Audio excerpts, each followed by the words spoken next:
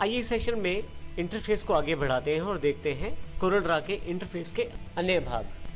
सबसे पहले हम बात करते हैं यहाँ पे नीचे दिए गए स्टेटस बार से।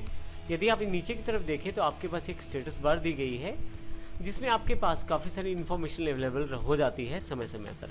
निर्भर करता है आप कौन सा टूल या कौन सा ऑब्जेक्ट सेलेक्ट करते हैं। जैसे मान लीजिए मैं इस रेक्टेंगल को सिलेक्ट कर लेता हूँ तो आपके पास नीचे की तरफ माउस की लोकेशन दी गई है। जैसे माउस में मूव करता हूँ तो आप देखेंगे माउस की जानकारी यहाँ पे अवेलेबल है।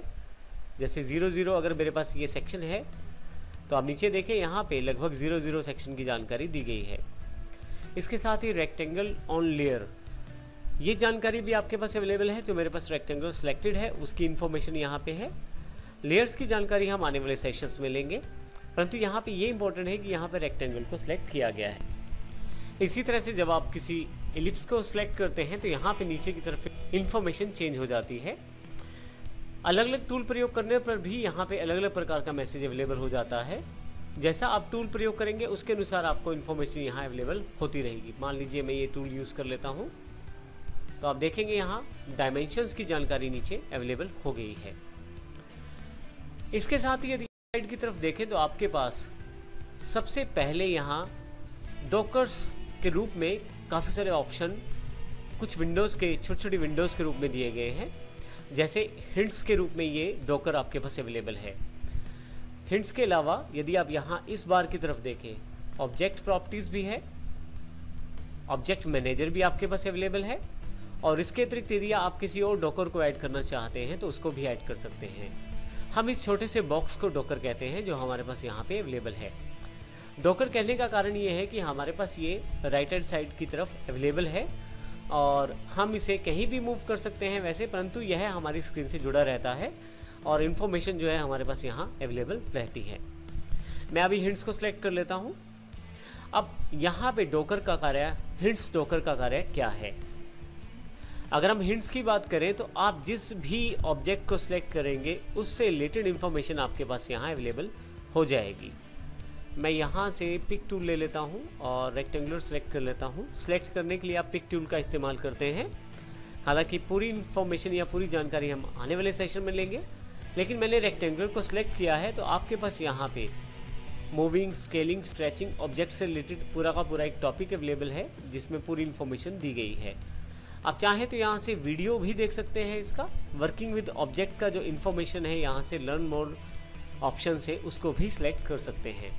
अगर मैं यहाँ से एलिप्स सेलेक्ट करता हूँ तो उसके अकॉर्डिंग ऑप्शन यहाँ अवेलेबल है, और यदि मैं डायमेंशनल वाली इस बार को सिलेक्ट कर लेता हूँ तो उसके अकॉर्डिंग ऑप्शन यहाँ अवेलेबल हो जाएगा। जब मैं यहाँ से टूल चेंज करता हूँ, मान लीजिए मैं किसी दूसरे टूल को लेता हूँ, तो आप देखिए जो टूल मैंने सेलेक्ट किया है उसकी पूरी इन्फॉर्मेशन यहाँ पे अवेलेबल रहेगी।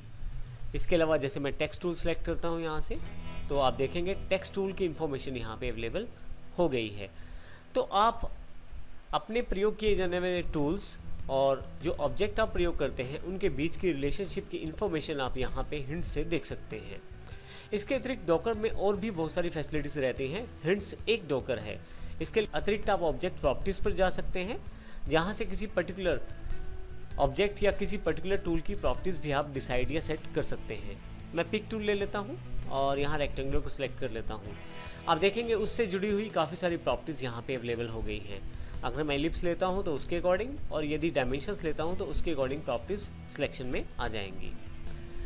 इस प्रकार आप डॉकर का प्रयोग कर सकते हैं। आप चाहें तो डॉकर को ऊपर की तरफ से क्लोज भी कर सकते हैं, परंतु मान लीजिए आपको फिर से इस डॉकर की आवश्यकता रहती है तो विंडोज़ पे जाएँ, डॉकर्स पे आप जिन जिन डॉकर्स को सिलेक्ट करेंगे वो आपके पास अवेलेबल हो जाएंगे। मैं यहाँ से अभी हिंट्स को सिलेक्ट करना चाहता हूँ तो हिंट्स मेरे पास अवेलेबल हो गया है।